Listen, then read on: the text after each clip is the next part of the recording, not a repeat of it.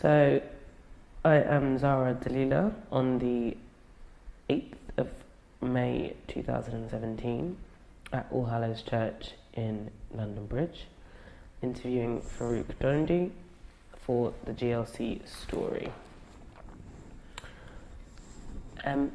Firstly, I'm just going to ask some questions on your beginnings and how you arrived to be involved in politics.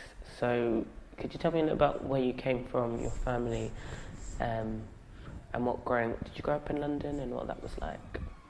I was born and brought up in India, in the western town of Pune. It's now called Pune. I went to school there, I went to college there, and then I felt I had to get out. I won a scholarship to Cambridge University, and I came from Britain the first time out of India, to study at the university. And I did my 3 years there. I studied natural sciences, which is physics. I did quantum physics. Then I switched to English because I didn't want to make atom bombs and stuff. So, being of slightly socialistic mind, I thought I won't do that. I'd rather study English and do some writing. I always wanted to be a writer. So I went from Cambridge University, came to London, faced a lot of problems at the time. In the late 60s, it was quite difficult for people who weren't of British origin to sort of get by. You had discrimination of all sorts in finding rooms. You know, you went to a landlord and they said, sorry, we don't take people like you, go away. Or they'd say, the room is already gone, if they wanted to be polite. Some would even say to you, look, I don't mind, but the rest of the tenants would object to sharing a bathroom with an Asian fellow, go away. So it was a bit like that. They wouldn't serve you in pubs. Yeah, you went into a pub and you stood there for half an hour and they just looked through you, right? So I hadn't experienced that in Cambridge, because Cambridge is a sheltered society. But London was quite brutally like that. And then I started writing. Bits and pieces with a photographer friend who said, let's do this and that. We did quite a lot of writing. I wrote about the Beatles first meeting the Maharishi, and I interviewed the Pink Floyd, did a big article on them when they started out, before they were famous. And I planted these stories in the national newspapers sometimes, and the Listener published a story about the Maharishi, and a fellow called me up and said, come to a party. So I went to a party at the Listener, and they said, talking to a fellow, he said to me, who are you, what do you do, this, that and the other. And he said he was the professor of English at Leicester University, and did I want to do anything like that? And I said, yeah, I'd love to write a thesis on Rudyard Kipling. So he gave me a scholarship to Leicester University. He said, come and do an MA there. Now, getting to Leicester, I found really hard discrimination against Asians. I couldn't find a room to stay, but then somebody told me, go to the Indian ghetto and look at the boards, and somebody will give you a room. So me and my then Indian girlfriend, we went and we found a room easily by looking at the boards. But it was in the Indian district of Navara Road in Leicester. And we had very little money because I was on a scholarship but had no earnings. And my girlfriend worked at the gas board and earned £6 a week. So we paid the rent and we ate from that, and that was our livelihood. And on Fridays, we would treat ourselves to half a pint of beer. So we went to this pub, and on Friday evenings, all the Asian workers, factory workers, would turn up because they got paid. And they'd spend a lot of money till 2 o'clock in the morning drinking beer. And when they saw us Indians, they said, come and have a drink with us. Who are you? And I said, I'm a student. She said she works at the gas board. They bought us 6 pints of beer. And then we used to go off and we made friends with them. And soon they came one Friday despondent, about 5 or 6 of them. And they said, we said, what's wrong? Why are you in a bad mood? They said, you got thrown out of the factory. And so we said, well, why? I said, well, these supervisors and the management, they discriminate, and if you answer back, they kick you out. So we said, well, don't take that. What about the unions? And they said, we don't know what the unions are. What are unions, right?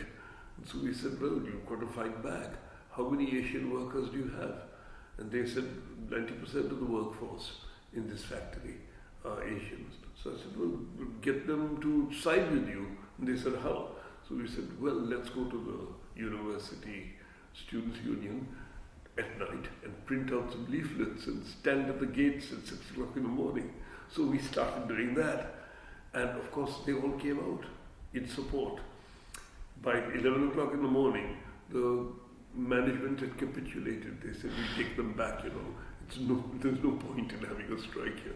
So, of course, we became heroes of the Indian Workers Association. And I joined politics, in that particular way.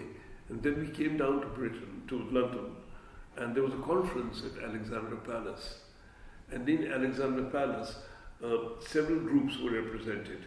It was Asians, West Indians, Africans, any immigrant group came to speak there, to talk about demands, and this and that. And I was finishing at Leicester, finishing my thesis and going to come down to London. And I was very impressed by the Black Panther movement because they seemed to have discipline, they seemed to have a program, they weren't talking rhetoric, right? They were talking straightforward action and what they would like to do. Just a handful of them there were. So when I came to London, I contacted them and they said, well, join up, right? And to join, you've got to show your commitment, right? So you've got to write things, distribute leaflets, stand in the markets in the morning and flog the newspaper that we're putting out, knock on doors, come to demonstrations, fight the police, whatever, right? So we began doing that, and then they accepted me as a member, and there were a few hundred, and they said, well, you're a school teacher, because I'd started earning my living as a school teacher, said, come and do the youth group lectures.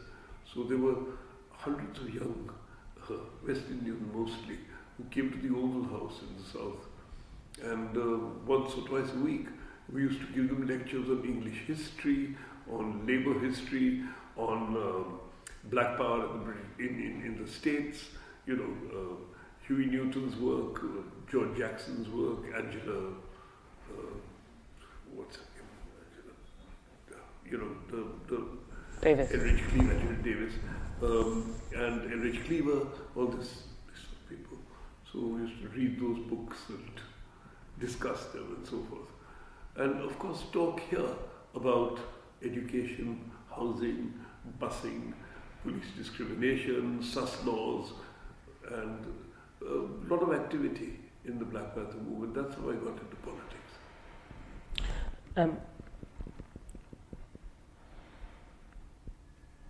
Okay, and in terms of your experiencing discrimination and then joining the Black Panthers, do you think that your identity was a big part of your political engagement at that time?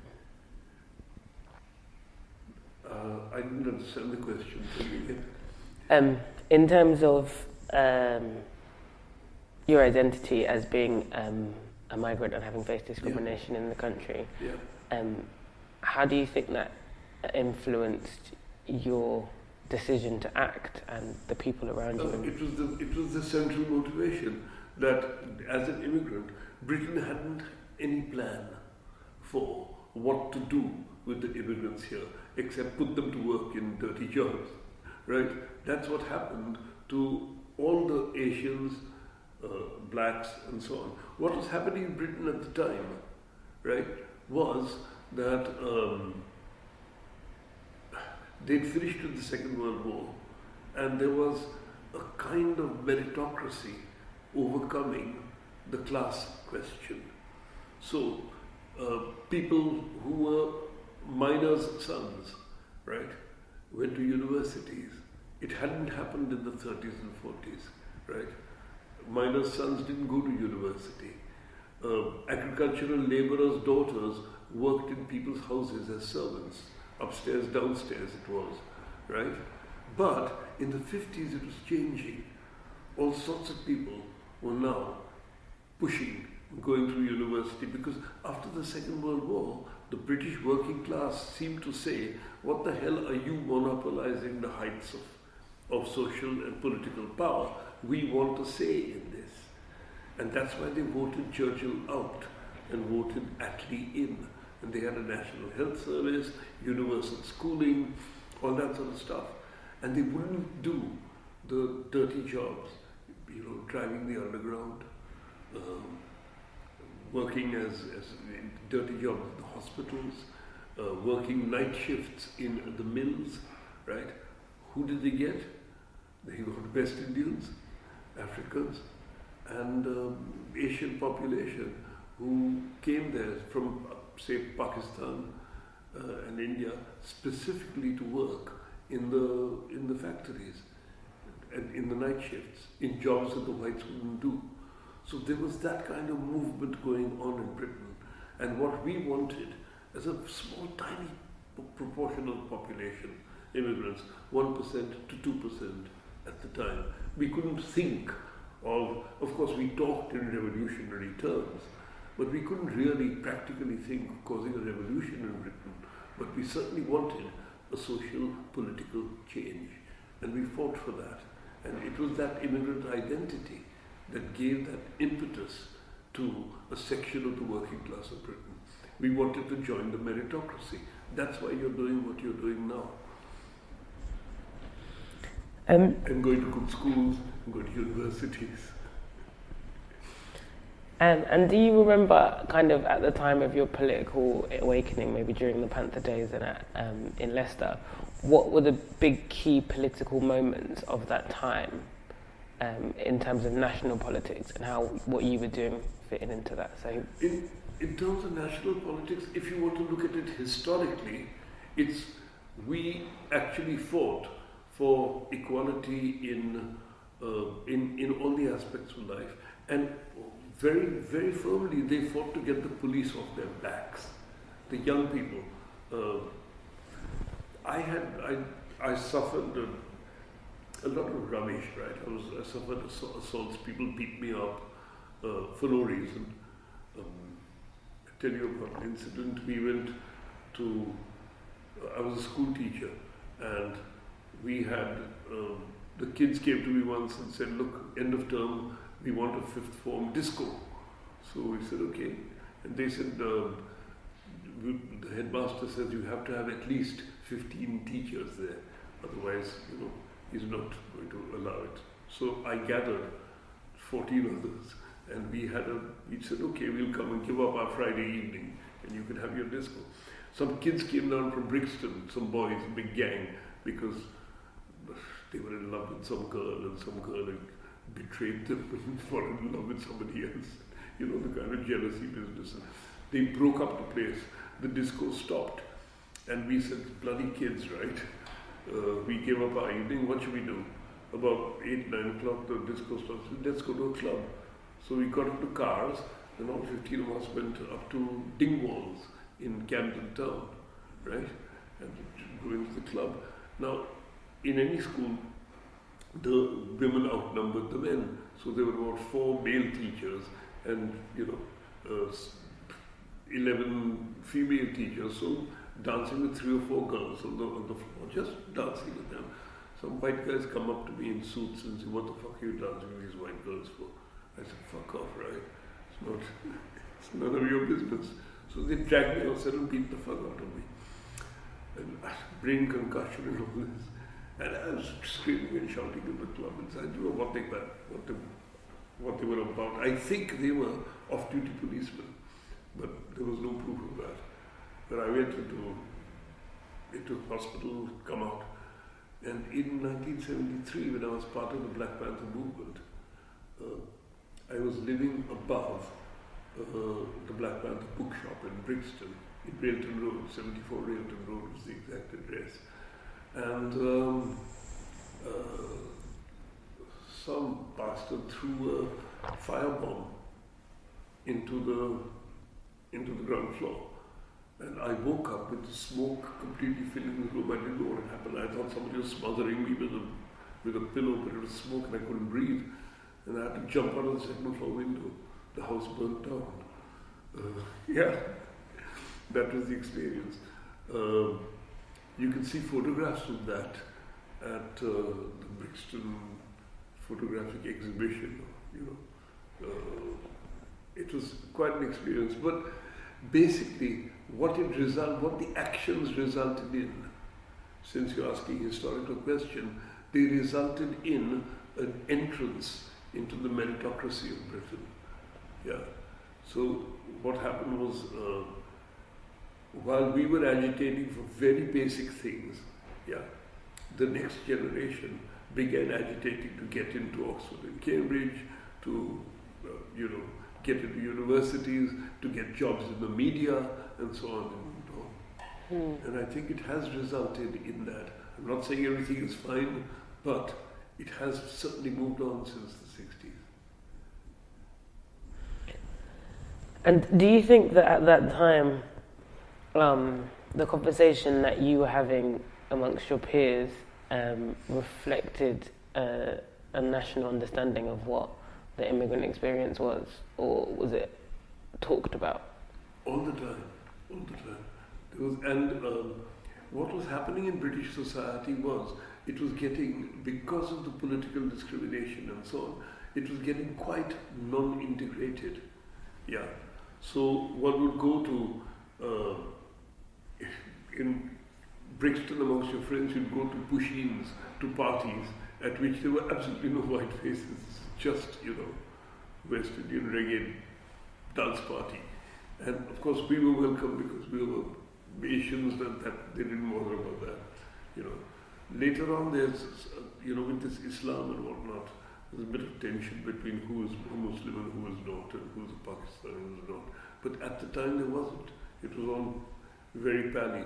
But only a certain very small layer of the middle class, including myself, mixed with white colleagues from teaching or whatever else, But by and large, people stuck to themselves.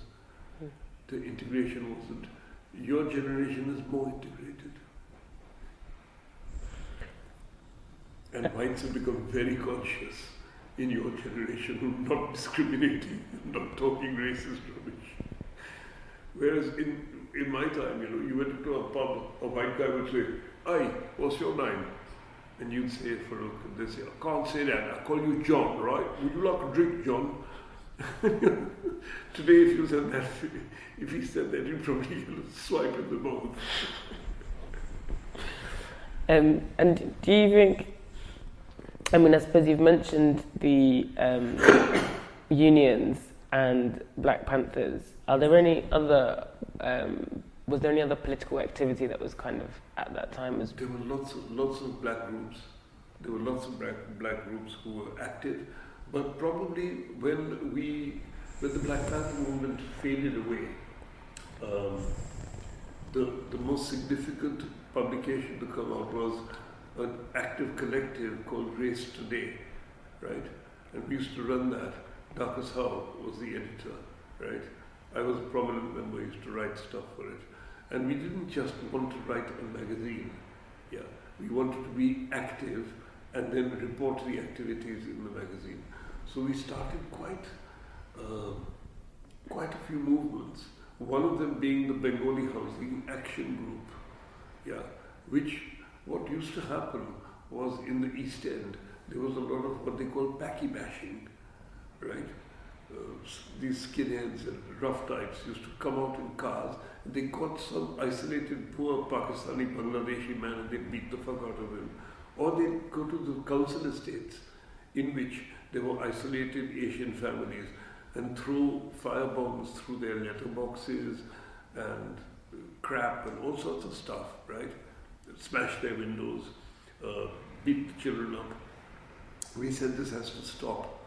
And so we got active in it. We got active in it by getting together a lot of young Asian boys and saying we're starting vigilante groups, which meant that we told 8 or 10 of them get together and every evening play football or whatever in the grounds and see that no guys throw any crap through windows or smash anything. If they do, or if they turn up and they look like they're going to, you confront them and say, go home, have a rest, watch television. And so also on the street in Brick Lane, which used to be wholly Asian, now it's all fancy. But they'd sit in the cafes, and if any, these vans came around with skinheads and National Front types, they'd step out and confront them and say, well, you're not welcome here. Keep going, keep moving. So we started that. Then we noticed that the GLC was keeping hundreds of houses empty. They boarded them up, right? They boarded them up because they were going to redevelop them and turn them into, make some money, break down the houses in the East End, build high-rise flats, luxury flats, sell them off and so on. Bengalis, right, the Asian population of the East End, mostly working in the rag trade, stitching and this and that. They had no houses. They weren't given houses by the council. They used to live 12 to a room sometimes, right? And we investigated several of these and then we said this has to stop. So what we did was we unboarded a whole street of houses. First one street, Warden Street, then Varden Street, then Old Montague Street, then a whole estate called Pelham Buildings, which was boarded up. We unboarded it. They'd smashed up the basins and the toilets so people couldn't use them. So we just brought in second-hand toilets, installed them, with a very brave guy called Terry Fitzpatrick, an Irish guy who was a volunteer. And we started a squatting movement. Hundreds of families turned up. We must have squatted 400, 500, 600 families against the GLC. Then the GLC put its hands up and says, okay, you seem to control this territory. We are going to approach these squatters and make them tenants at £10 a week, £6 a week. So they approached them, we called them together, they called them together and said, look, don't listen to these agitators. We'll give you tenancy. We'll make you legal. You pay us rent and we'll give you certificates saying that you're tenants of the council. So we won really. We won the battle because Warden Street, Varden Street, Montague Street, Pelham Buildings became. Then they said, Pelham Buildings, they said, look, it really is old. We're going to demolish it. But we'll house you, all of you, in proper places. And they did. Victory against the GLC. And what year was that, sorry? That was 76. So prior to Thatcher? Prior to? Thatcher? Yes. But the GLC was, because Thatcher abolished the GLC. Yeah, it was prior to Thatcher. Because at the time, it wasn't Ken Livingstone, it was, Tory Council. It was Tory Council. I remember having several meetings with them and they were quite reasonable. They said, yeah, okay, since you control that, we give you housing associations. Some of our people, right, said, they've lost, we've lost, they're selling out. And I said, for God's sake, these families, we might want to fight the Tories or fight the state. What these guys who live in the houses we squatted, they want housing. They don't want to fight the state. They want material benefit. So forget your revolutionary overthrowing the state business. They've got their houses. We won. And that's how the battle goes. So, chronologically speaking, do you remember there being a change between that Tory Council GLC and when Ken Livingstone came in and Thatcher was in power, and what that kind of moment was like? Yes, I remember very clearly the moves. Ken Livingstone verbally, openly said that he was going to support all manner of black, Asian, immigrant, new citizens, the new communities. He was going to support them in several ways. The problem with Ken was he didn't know what the fuck he was doing. Yeah. And what he did was, I can give you one example. He gave money to some fellow, I won't use his name, who said he was going to start a black photographic archive, right? And the fellow extracted thousands of pounds from the GLC, yeah, and just took his family's photographs and put them in a room in Brixton and said, it was fraud, right? He got his family's photographs, put them on and said, this is the Black Archive, and it cost £20,000 or whatever, and swiped the money. The other thing he began was, he said, Black Theatre was beginning in Britain. And like any artistic enterprise in Britain, you start small, yeah, and then you become famous and you become bigger. Pop groups started that way. You know, the Beatles start in an underground club. Yeah, just thinking you get famous, you do more songs, do a recording of that. We started something called the Black Theatre Cooperative, right? It was mostly young West Indian actors. Yeah. The guy who started it was an Asian Trinidadian called Mustafa Mathura, right? But he was from the Caribbean. And Charlie Hanson, the producer, who now produces Ricky Gervais, and he's become pretty big, right? And his black wife, Miss Ashanti, who's become a producer of films, feature films, and me. We joined in, and we started writing plays, and rehearsing them in old garages and so on. And then we put them on in community centres. The Paddington Factory, it was called, right? And of course, people came to see it, and it moved from there to the West End, to the arts, to that. Ken saw all this, and he said, let's start a theatre conglomerate. There were plenty of people doing this kind of theatre, yeah. And he called it together, and the person who was chairing it, and you should speak to her, was Parminder Veer, right? She was chairing it, and about 16 groups had come together to try and get GLC money to continue with the theatrical experience. And I turned up there as the representative of Black Theatre Coop. And what happened was they said grandiose plans. They'll take up the Roundhouse in Chalk Farm and turn it into a black cultural arts centre. And thinking about it over 3-4 meetings, I said, look, we are not going to be able to fill that centre. Yeah, there isn't enough national black activity. Why don't you give the money instead, £6 million, right? Why don't you give the money instead to groups, 20,000 here, 50,000 there, 100,000 there, instead of 6 million in some grand project to make a building and in 2 years' time start a thing.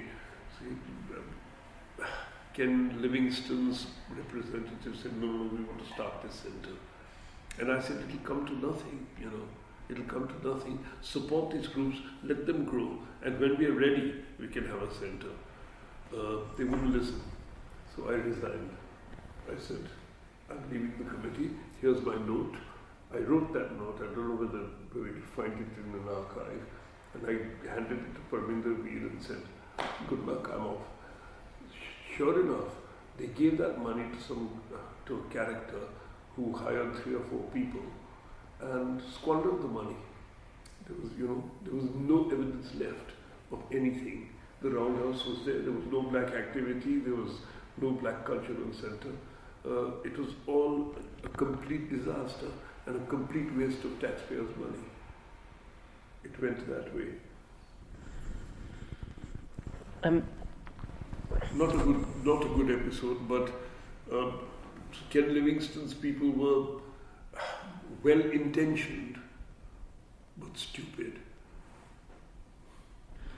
And was that kind of your main engagement with the GLC? Was through the theatre group? Through that, two things. One, big victory with the Housing Association from the East End, the Bengali Housing Action Group, BHAG, right?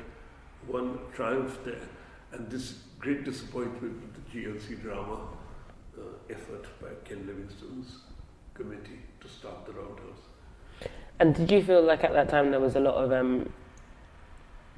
examples similar to what happened at the Roundhouse? Did you see that did you think that the funding of Black Arts at the time there was quite a lot of fraud going on.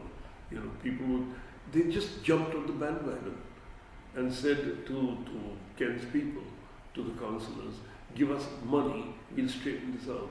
I don't think they straightened the budget out. You know, things remained sort of as they were. Because they were hustlers, a lot of people, you know. And do you think the some of them actually faced, when he became mayor, when the GLC was abolished, right? And then they restarted as the mayor of London. When Ken became mayor, he did the same thing. And some of them were prosecuted in court. You know, they made legal criminal things. Yeah. Lee Jasper, that was his name. There was a fellow called Lee Jasper who used to work for Ken Livingstone. He was prosecuted for stealing public money. And Ken Livingstone said, well, so what? It's a bit of money, and he made his cash. So. But he got taken to court and found guilty. And what did Lee Jasper do? He was the race equality. He took some money from something, defrauded the London Council, whatever it's called, the mayoralty of London, when Ken Livingstone was mayor. And what do you think were the positive impacts of the GLC in that time, of Ken Livingstone's? The politics. The GLC used to be, before Thatcher, was an extremely influential part of London. And you needed that local government because London is quite distinct from the rest of Britain in several ways. And it needs to be because it's the capital and it's the contact with the rest of the world and so forth. Of course, centering things in London makes it disadvantages other parts of the country. But this is how London has evolved, you know, to become the political, social centre, economic centre also of Britain. And you needed a local authority to run it. Margaret Thatcher thought that she'd abolish it and take charge. Parliament would be, you know, her government would be supreme. And London was a rival to her government in several aspects. So she abolished it. But when she, you know, later on they realized that you needed a London local government. So they re-established the mayoralty and, you know, Ken, and then Mr. Johnson, then our own Sadiq Khan. And did you hear much about other projects that got funded by the, outside of the arts maybe, that got funded by the GLC that were happening at that time? Yeah, there were several things that they did. You know, they put on exhibitions, they put on trade conferences, you know, which were beneficial to a lot of people. But as I said, there was probably a minority, but there was a lot of hustle going on also at the time, which I mentioned. Lee Jasper's hustle came later, but the Roundhouse was the new one. Disastrous.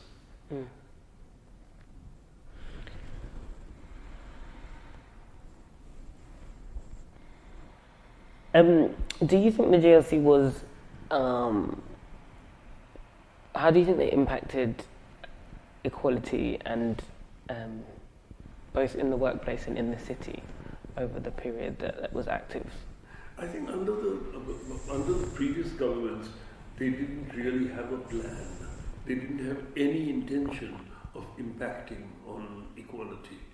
Before Ken Livingstone's time, they never had a policy of impacting on equality.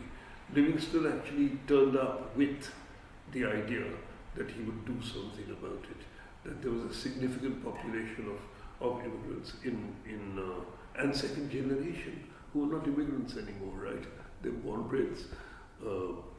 They are multicultural, multi-ethnic Brits. And he saw that and actually instituted some policies. Some of them, as I pointed out about the Roundhouse, went wrong, but otherwise they were conscious policies of in housing and so on, and they worked out. Some of them worked out. Also, I think that his mayoralty, the GLC's leadership at the time, allowed councillors from the ethnic communities to be elected. It encouraged it. It made the atmosphere for several people like Linda Bellos and people in Lambeth to come up and become councillors in Britain, in London's boroughs. And Brent, Lambeth became pretty dominated by ethnic councillors, who then would look after they looked after themselves, look after the ethnic communities. There was that. And working kind of, like talking about your work in Railton Road and then Linda Bellos being the councillor in Lambeth, do you think there was a big relationship or impact between those councillors in Lambeth and what was happening on the ground for activists? No, there wasn't any direct relationship. But I would say, and somebody like Diane Abbott will back me up, that they would never have got elected to Labour and public office if they had not been a groundswell, grassroots, demonstrative, vociferous publishing movement. It was the agitators at the ground level, and which is what is true of Britain, right? You have agitators at ground level, it gives rise to a Labour Party. The same thing happened with immigrant councillors and black MPs. Yeah, if there hadn't been that groundswell of support, we would not have had directed voting, and we would not have had people climbing up the ladder in the Labour Party. It wouldn't have happened. You ask Diane and she'll tell you, yeah, you're right. If it hadn't been for Darkas's kind of agitation, I wouldn't be MP.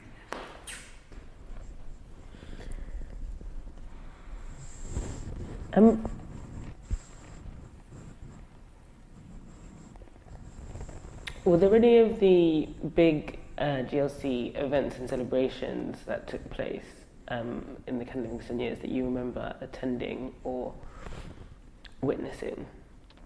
I think I went to several, I can't be specific about it, but I went to several exhibitions and stuff, which they tried. In Livingstone's time, certainly, there were big trade fair, I remember. Then they would facilitate, they'd give money for the Black Book Fair. They began an initiative in Black history in schools and that, there was quite a lot of facilitation of the ethnic population, but I don't remember a gathering as such, apart from theatre, the stuff that I talked about. Do you remember much about the founding of Black History Month? I participated in it in some places, but I don't remember who founded it or how it happened, no. What was your participation? They called me to speak in schools. Talk about this or that. I wrote a biography of the West Indian philosopher C.L.R. James. Yeah, you've heard of him. Cricketer, Marxist. Lived in my house for several months because his wife in Selma, much younger than him, kicked him out. He was 80. He was quite old. Yeah, and he had nowhere to go, so he was Darkas's granduncle. And so Dhaka said, Farrukh, you got a spare room. Can you keep CLR? So I said, okay.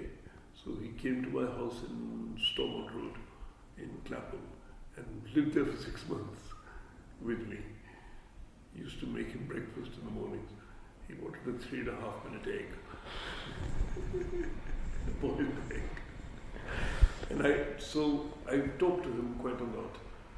And not with the intention, but after he died, I thought, this publisher, the one who lives opposite, yeah, she approached me. She was a friend. Said, Maggie. Maggie said, you know your friend CLR who lives with you, who died? I said, yeah, why don't you write his biography? I said, that's a good idea. I'll do that. So I researched it a bit and I've written his biography. You can get it on Amazon. And this was so CLR James lived with you in the at the end of his life, and after he Right. without Selma James. Without Selma, yeah. Okay. He lived with me, and then Race Today had a flat. When they got offices, they had a flat on the corner of Shakespeare and Realton Road, and the top floor, the second floor, had a bathroom and one room. And so Dhaka said, you know, you've done your duty. He's stayed 6 months with you. We'll transfer him to Realton Road.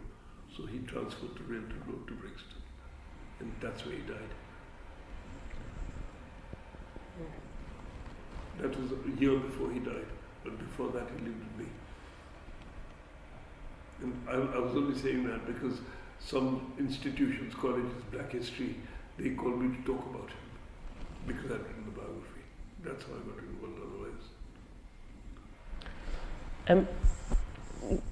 In terms of the abolition of the GLC, do you remember that time at all? Like, what the political atmosphere was like? Absolutely. That Ken Livingstone was trying to do things which were contrary to, which were a counterbalance to Westminster, to Thatcher's government. And Thatcher was thought it interfered with what she wanted to do in London, because London was a central base. And if London was extremely important to the Westminster Parliament, and Thatcher was and to the Tory government's plans to do this, that and the other, and Ken would oppose it, she abolished the GLC out of spite to get rid of the Labour opposition. Because London would always vote, well, it didn't, it voted for Johnson, Boris, but London by and large votes Labour. And she realised that and so abolished the GLC. And following from the abolition of the GLC, do you, in terms of the GLC's ability to impact and fund certain things, what was the kind of change? Was there a big noticeable change after it ended? And it enabled the abolition. I believe the abolition. This is just an opinion. The abolition of the GLC enabled Thatcher to turn London into the financial centre and to sell off the properties of that were owned by the government, right? They sold off council housing, as you know. So it had quite an impact by allowing Thatcher's government and the Tories to privatize this, that and the other, to sell off council houses, to turn Canary Wharf into a financial capital, and so on. And it had quite an impact on London in that way. And then, of course, it was realized that London couldn't function without local government.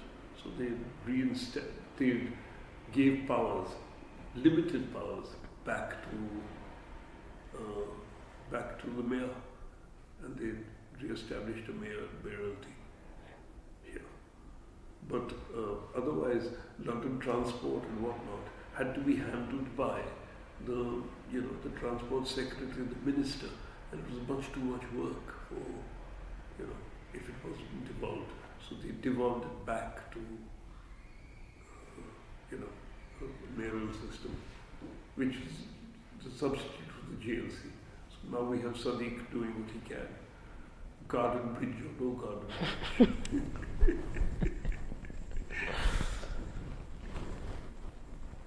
bridge. Do you think there's been much legacy of Ken's era in terms of Ken's era? Yeah. Certainly in the atmosphere. Yeah. What happened since then was, I think, certainly the ethnic minorities of London, which amount to over 30%, right, felt empowered by, if not by actual actions, by Ken's rhetoric, by talking about equality and so on. And that rhetoric should go on, and one should feel empowered to do it. Sadiq wouldn't have become an MP without that kind of agitation. You know, Sadiq is there, there's a girl in the East End. Yeah. People, it actually did help. There was some thoughts that at that time that the equality and diversity was kind of a lot of the focus on getting black and ethnic minority people employed and hired within the GLC and within the employed where? Within the GLC and also in GLC. Well, there's I don't see any harm in that, right? If people want to be employed in this and that, and there's room for them. For instance, in the social services sector, yeah, several people are recruited because they can deal with the culture, the traditions, the sins, the mentality, you know, beneficial or criminal, of the communities from which they come. So lots of guys, for instance, who've been in gangs, yeah, and have reformed, become youth leaders to try and stop kids killing each other in gangs and going that way, and, you know, becoming responsible, thinking citizens who do some work instead of, you know, knifing each other and all this rubbish. So you get guys who've been in that life coming out of it and doing things. Yeah. Similarly with the Muslim community just now, you know, the social workers are recruited from ex-jihadis who now want to, you know, detect who is potentially in danger of becoming suicide bombers and all this crap. Yeah. So they're active. So yeah, they're useful insofar as they can talk to their own communities. And I don't think it's a hassle.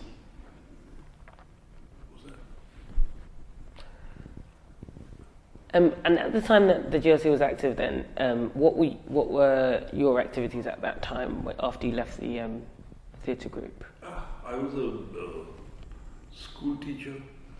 The Inner London Education Authority was part of the GLC, and it hired me as a school teacher. So it paid my wages. That's, you know, that was my central activity, obviously my profession. The GLC, they were in charge of that squatting, as I told you, right?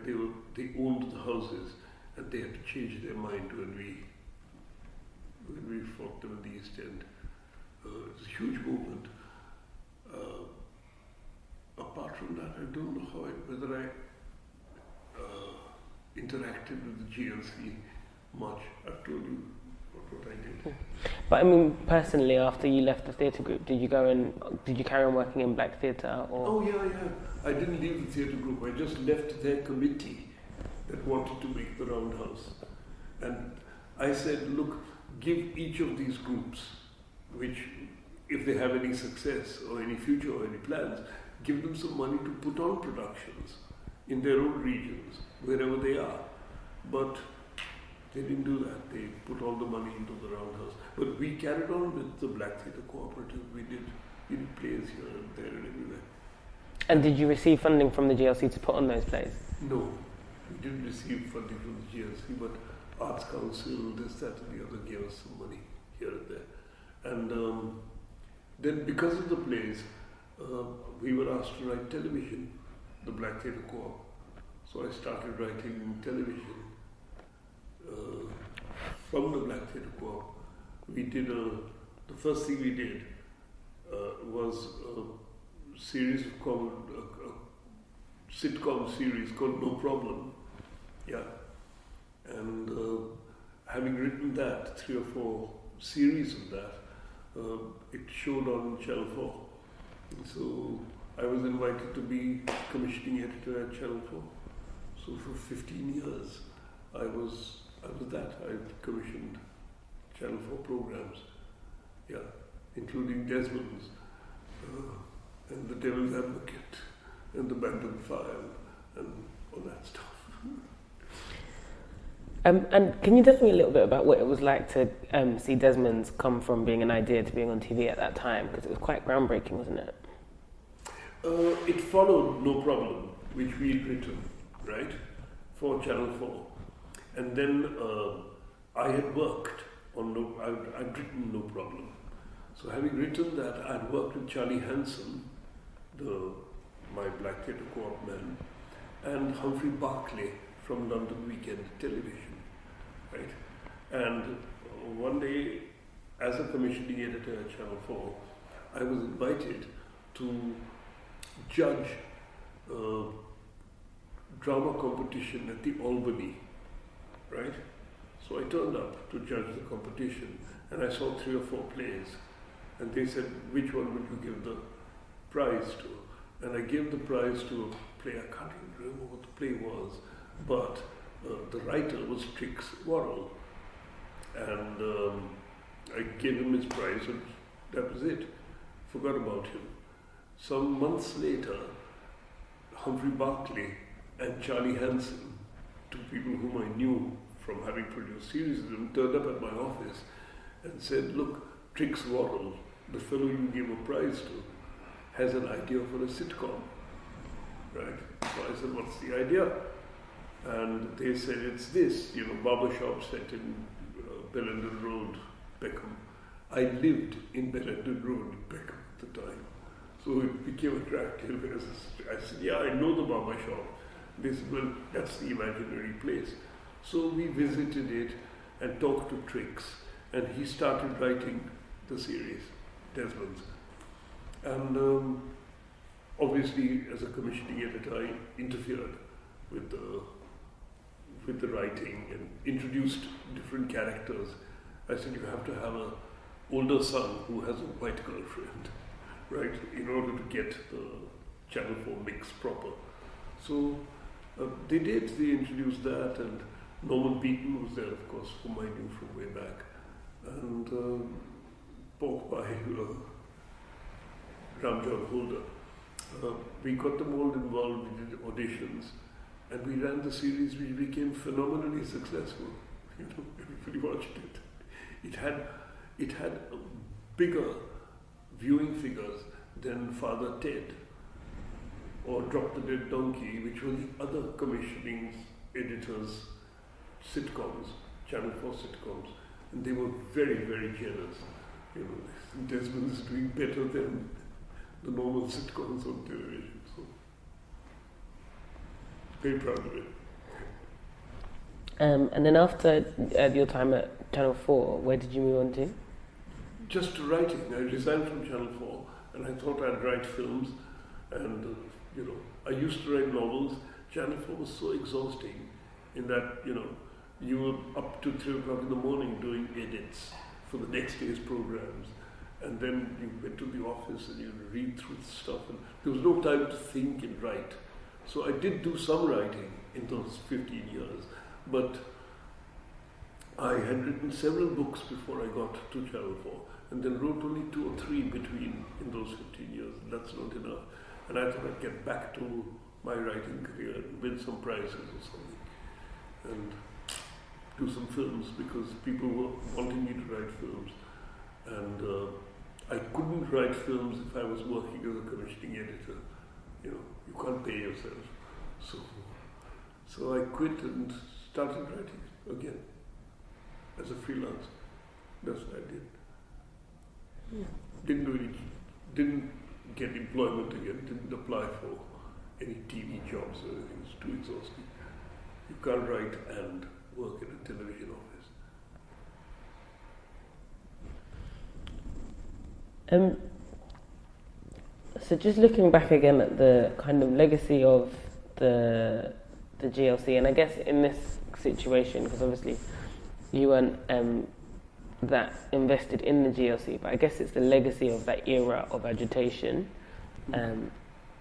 before kind of Thatcher crushed quite a lot of the unions and the GLC and a lot of the things that had happened at that time. Yeah.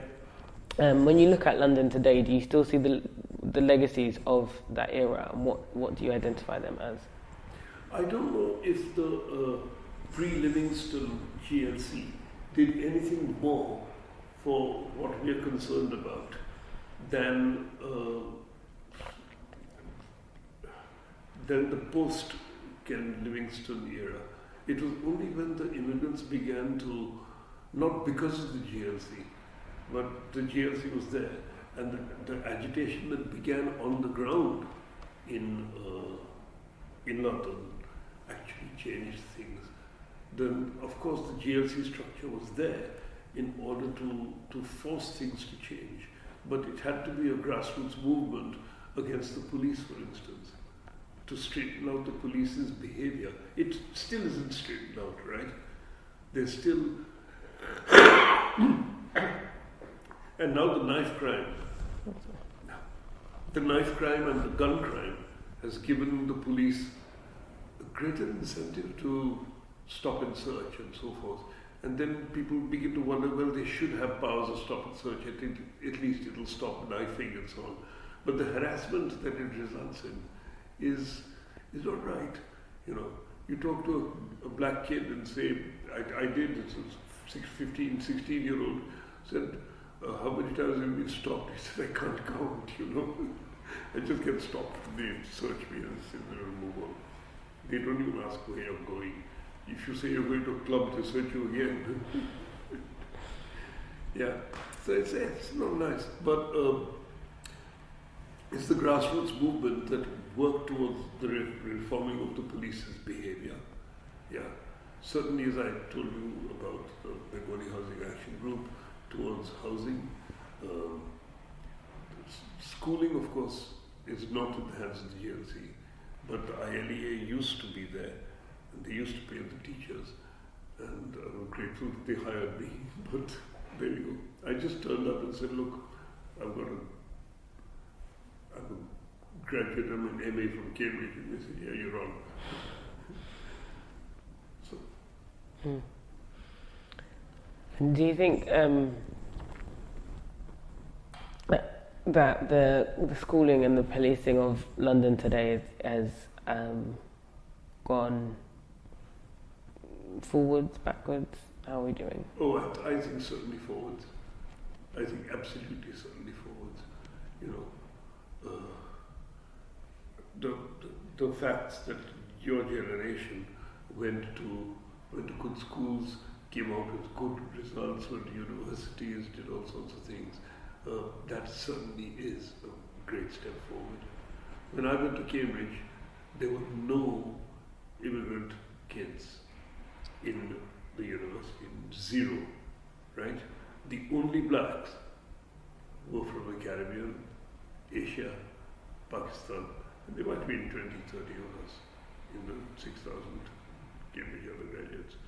But after that, you turn up today, and they're all kids from London, Birmingham, Bradford, Huddersfield, Manchester.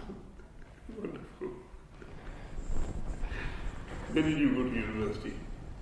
I studied in Leeds. Leeds. Good. Leeds Metropolitan?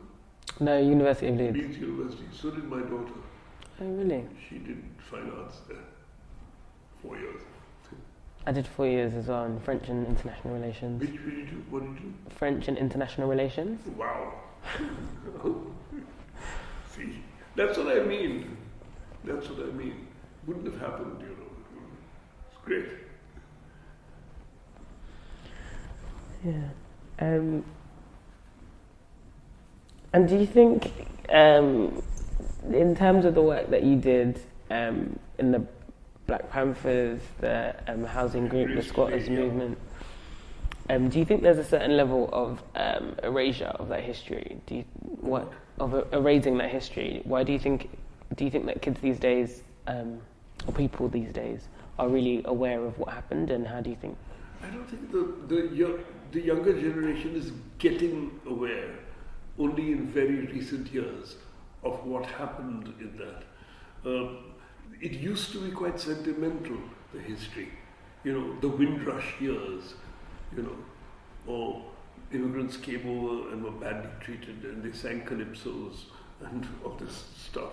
So it wasn't really the history of the struggle, as it were.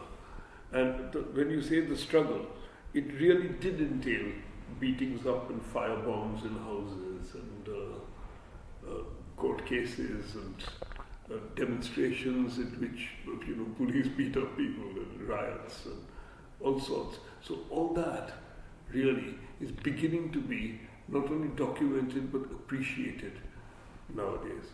It's happened in the last 3, 4, 5 years that this is giving rise to a curiosity, and the curiosity is resulting in the recording of that history.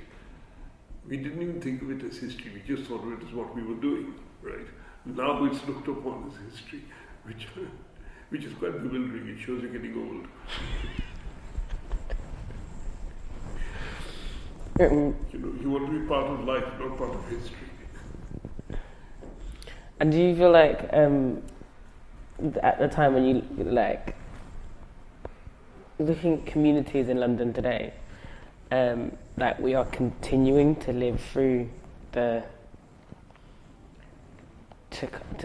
react, to act and react and continue the activity in the way that was once done? I don't know that there is any necessity for the kind of movement that we had at the time. There are definitely different movements now.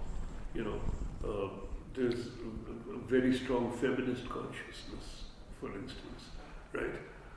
That began then, but I don't know how much scope it had. Nowadays it becomes, it goes above race. I still think that there are racial questions, right? I don't think it's finished. I don't think it's ended.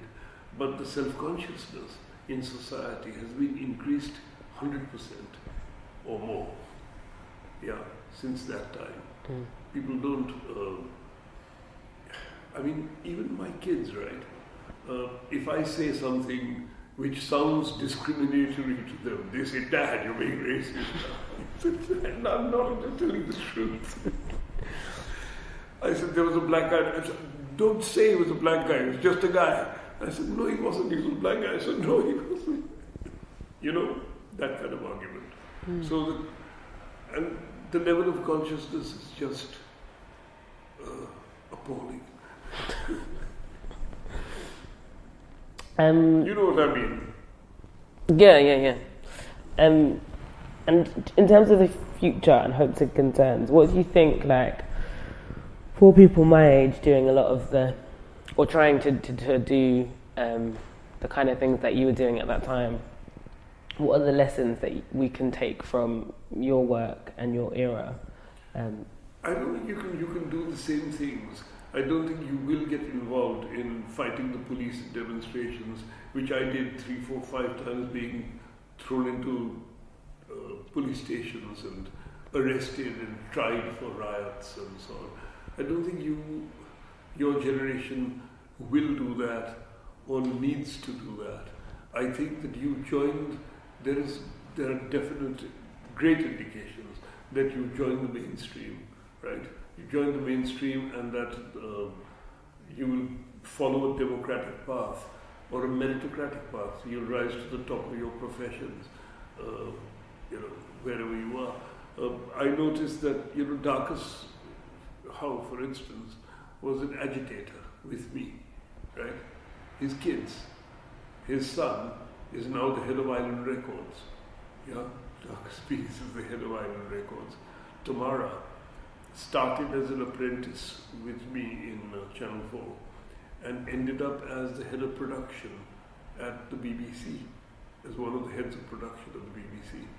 Taifa, the second daughter, ended up as the producer, produces Get Me Out of Here, I'm a Celebrity or something. You know, that's so it's high up in television. They're just making their way, and so that's the way to go. It wasn't possible in my generation, you know. You took, I suppose, you know, with it was through the black agitation that I got to be a commissioning editor. Otherwise, if I'd have just applied and turned up and said, you know, will you have me on television? They said, fuck off, right? Basically, it was through writing and then doing the plays, right, which also came out of agitational. The first play I wrote is called Mama Dragon, right, for the Black Theatre Coop. And it was about a black soldier returning from Northern Ireland, and he had a flamethrower with him.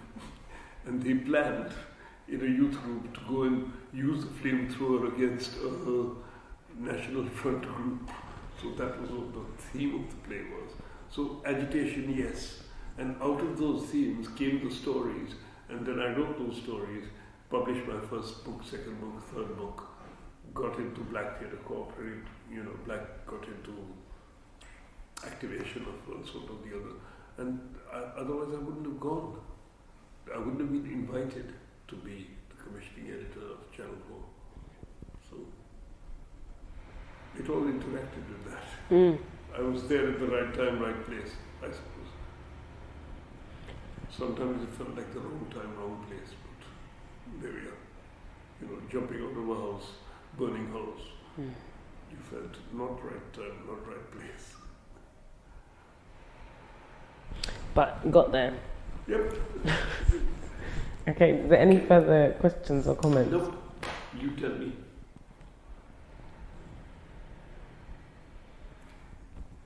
Did you want to elaborate at all on 72 to 74 and that period of the Black Panthers and Race Today?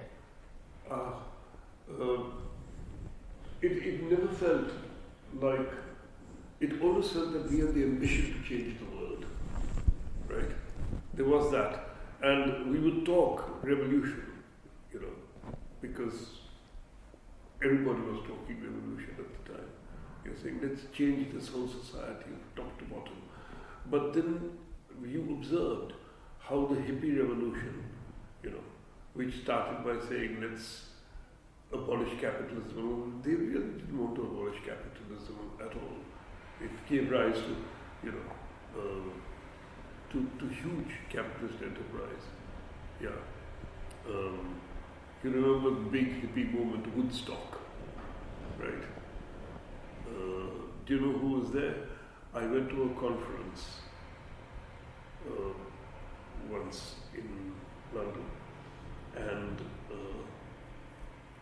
Bill Gates was speaking. And Bill Gates stood up in front of these ITV, Channel 4 business tables, you know, it was kind of dinner and that. And he said, I want to project something. And he projected a picture of Woodstock, of the audience at Woodstock sitting on things. And he said, you know, you're all business people and that.